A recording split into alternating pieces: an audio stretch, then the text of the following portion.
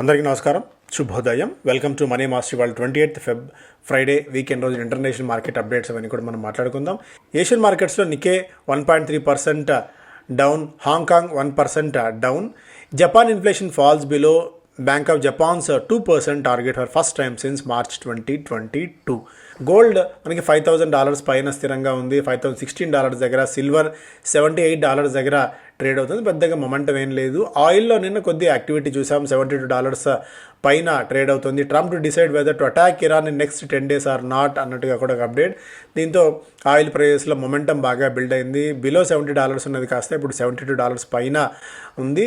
Crypto కరెన్సీలో bit coin దాదాపు $67,000 దగ్గర ట్రేడ్ అవుతుంది. ఇది మేజర్గా ఇంటర్నేషనల్ మార్కెట్స్ అప్డేట్స్ పరంగా మనం చూసినట్టయితే, మన మార్కెట్స్ పరంగా ఇవాళ కొన్ని స్పెసిఫిక్ స్టాక్స్లో యాక్టివిటీ మనం గమనించవచ్చు. Like Federal Bank, ICICI Pru and Waaree energy, Zydus, HUL లాంటి స్టాక్స్లో ఫెడరల్ బ్యాంక్కి ఒక పాజిటివ్ అంశం ఏంటంటే, లాంగ్ స్టాండింగ్ ట్యాక్స్ మ్యాటర్ ఎప్పటి నుంచో ట్రిబ్యునల్ దగ్గర నానుతున్న అంశం 686 కోట్ల రూపాయలకు సంబంధించిన ఒక ట్యాక్స్ రీఫండ్ ఒకటి వీళ్ళకు పాజిటివ్గా వచ్చింది. ఈ సక్సెస్ఫుల్ రెజల్యూషన్ బ్యాంక్లోకి దాదాపు 700 కోట్ల రూపాయల డబ్బులు జమ కాబోతున్నాయి ఖజానాలోకి, బ్యాంక్ ఖజానాలోకి. ఇది చాలా పాజిటివ్ అంశం అవుతుంది ఫెడరల్ బ్యాంక్కి. ఐసిఐసిఐ ప్రూకి మాత్రం ఒక అన్ఫేవరబుల్ అపిలేట్ సంబంధించిన ఆర్డర్ ఒకటి వచ్చింది. Upholding tax demand of 984 crores, దాదాపు 1000 కోట్ల రూపాయలకు సంబంధించిన అప్హోల్డింగ్ ట్యాక్స్ డిమాండ్ ఒకటి డెసిషన్ వీళ్ళకు నెగిటివ్గా వచ్చింది 1000 కోట్ల రూపాయలకు సంబంధించి. అయితే వీళ్ళు మళ్ళీ అప్పీల్ చేస్తామని చెప్పి చెప్తుంది ఐసిఐసిఐ ప్రూ లైఫ్. వారీ ఎనర్జీ 8,000 కోట్ల రూపాయలతో ఇక బ్యాటరీ ఎనర్జీ స్టోరేజ్ సిస్టమ్స్ని ఏర్పాటు చేయబోతున్నట్టు ఒక సబ్సిడరీ సంస్థ ద్వారా ఇప్పటికే వెల్లడించింది. దానికి ఏపీలో కూడా ఒక ప్లాంట్ ఏర్పాటు చేయాలని ఆలోచనలు ఉన్నట్టు కూడా ఇప్పటికే వాళ్ళు క్లారిఫికేషన్ ఇవ్వడం అయితే చూసాం. జైడస్ లైఫ్ సైన్సెస్ ఇండిజినస్ అంటే దేశీయంగా తయారు చేసిన ఒక బయోసిమిలర్ డ్రగ్ని వీళ్ళు లాంచ్ చేశారు అనైరా పేరుతో. సో ఎవరికైతే డయాబెటీస్తో పాటు వివిధ కండిషన్స్ ద్వారా చూపు మందగిస్తుందో, విజువల్ ఎంపైర్మెంట్ ఉంటుందో వాళ్ళకి ఇది ట్రీట్మెంట్ చేసేందుకు పనికి వస్తుందని చెప్పి జేడస్ లైఫ్ అయితే చెప్తోంది. జిహెచ్ ఇన్ఫ్రా ప్రాజెక్ట్స్కి 123 కోట్ల రూపాయల మేర ఆర్డర్స్ వచ్చినట్టు వెల్లడించింది. హిందుస్థాన్ యూనిలివర్ రాబోయే 2 ఏళ్ల కాలంలో premium segments beauty and wellbeing, home care, liquid పోర్ట్ఫోలియోలో 2,000 కోట్ల రూపాయలు పెట్టుబడులు పెట్టబోతున్నట్టు వెల్లడించింది. మిగిలిన స్టాక్స్ పరంగా కూడా చూస్తే పోస్ట్ మార్కెట్ ఏబీబీ రిజల్ట్స్ వచ్చే రెవెన్యూ 5.5% ప్లస్, నెట్ ప్రాఫిట్ దాదాపు 19% మేర క్షీణించింది. సిఐఈ ఆటోమోటివ్ రెవెన్యూ 13% మేర పెరగగా ప్రాఫిట్స్లో 10% మేర వృద్ధి నమోదైంది. స్టాక్స్ పరంగా రైల్టెల్ కార్ప్కి 36 కోట్ల రూపాయల మేర అదనంగా కొత్త ఆర్డర్స్ వచ్చినట్టు వెల్లడించింది.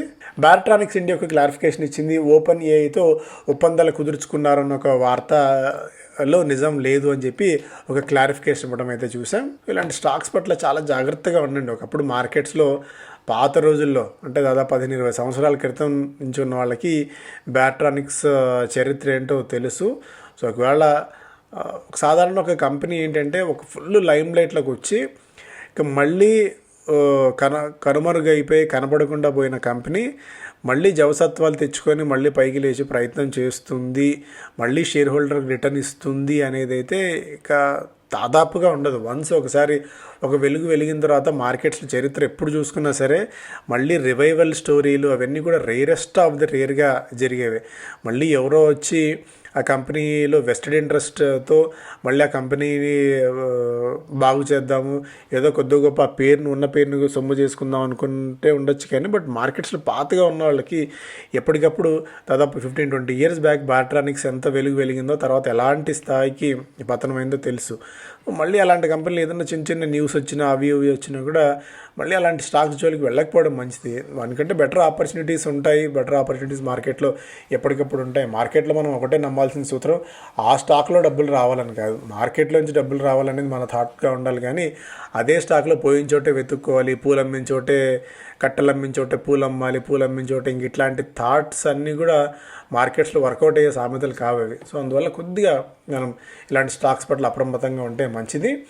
బ్లూజెట్ హెల్త్ కేర్ ఏపీలో ఒక న్యూ మ్యానుఫ్యాక్చరింగ్ ఫెసిలిటీని ఏర్పాటు చేయబోతున్నట్టు వెల్లడించింది. అవెన్యూ సూపర్ మార్ట్స్ డీమార్ట్ రంగారెడ్డిలో ఒక కొత్త స్టోర్ని ఏర్పాటు చేస్తున్నట్టు వెల్లడించింది. దీంతో స్టోర్ సంఖ్య 449కి చేరినట్టు వెల్లడించింది. సిఐఈ ఆటోమోటివ్ ఒక్కొక్క షేర్కి ₹7 ఫైనల్ డివిడెండ్ను ప్రకటించింది. ఏప్రిల్ 22వ తేదీన తేదీని రికార్డ్ డేట్గా ఫిక్స్ చేసింది. Gaudium IVF and women health ఇవాళ నుంచి ఐపీఓ ప్రారంభం కాబోతోంది. 165 కోట్ల రూపాయల ఇష్యూ ఇది. ఇందులో 90 కోట్ల రూపాయలు కొత్తగా, 75 కోట్ల రూపాయలు ఆఫర్ ఫర్ సేల్ ద్వారా ఎగ్జిస్టింగ్ ప్రమోటర్స్ సమీకరించబోతున్నారు. ప్రైస్ బ్యాండ్ 75 to 79 మధ్య. ఎకనామిక్ టైమ్స్ ఫస్ట్ పేజ్లో crude shock for Dalal Street and fresh US Iran tension. దీంతో 6.5 లక్షల కోట్ల రూపాయల మేర నిన్న మార్కెట్ క్యాప్ హరించుకుపోయింది. సో ఇంకా ఏది న్యూస్ లేదు పెద్దగా మార్కెట్స్కి. మొన్నంత ముందు వచ్చిన ఒక షార్ట్ కవరింగ్ పెరగటం, మార్కెట్స్లో నిన్న ఎంత షాక్ని ఎక్స్పెక్ట్ చేయలేదు, ఇరాన్ టెన్షన్స్.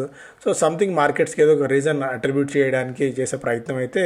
సో క్రూడ్ అక్కడ జరిగితే ఇక్కడ క్రూడ్ ఇంత ఇమీడియట్గా ఓవరాల్గా మార్కెట్ దాదాపు 7-8 crores మార్కెట్ క్యాప్ పోవాల్సినంత ఏం లేదు కానీ బట్ సమ్హౌ ఏదైనా రీజన్స్ అట్రిబ్యూట్ చేసుకుంటుంది. సో దాంతో నిన్న స్టాక్స్లో వీక్నెస్ చూసాము. ఓవరాల్గా సెక్టరల్ ఇండస్ట్రీస్ పరంగా మనం చూసుకున్నట్టయితే so IT 15%, India digital 8%, India defence almost ఒక 2% మేర నష్టపోవడం అయితే చూసాం ఓవరాల్గా. అండ్ గెయినర్స్ పరంగా కన్జ్యూమర్ డ్యూరబుల్స్ దాదాపు ఒక 9% మేర, పిఎస్యూ బ్యాంక్స్ ఒక 5.5% మేర, హెల్త్ కేర్ 4.5% మేర. ఓవరాల్గా 1 monthలో వీక్నెస్, ఐటీలో 15% మేర వీక్నెస్ ఈ నెల రోజుల కాలంలోనే మనం చూసాం. ఇదొక అప్డేట్స్ పరంగా. అలాగే design, develop in India, deliver to world అన్నట్టుగా మోడీ గారి అడ్రస్. అలాగే Reliance foods $110 billion on table, joins Adani and Tata in big ticket AI buildout. So artificial intelligence పెద్ద గ్రూప్ అన్నీ కూడా భారీ ఎత్తున మనీ కమిట్ చేసే ప్రయత్నం అయితే చేస్తున్నాయి. ఎస్పెషల్లీ ఆర్టిఫిషియల్ ఇంటెలిజెన్స్ విషయంలో అదాని మిగిలిన కంపెనీస్తో పోలిసి వీళ్ళు డైరెక్ట్గా టెలికాం బిజినెస్లో ఉన్నారు కాబట్టి మరింతగా బెనిఫిట్ పొందే అవకాశం కూడా రిలయన్స్కి ఉంటుంది. ఈ విధంగా అడ్వాంటేజ్ తీసుకుంటారు చూడాలి.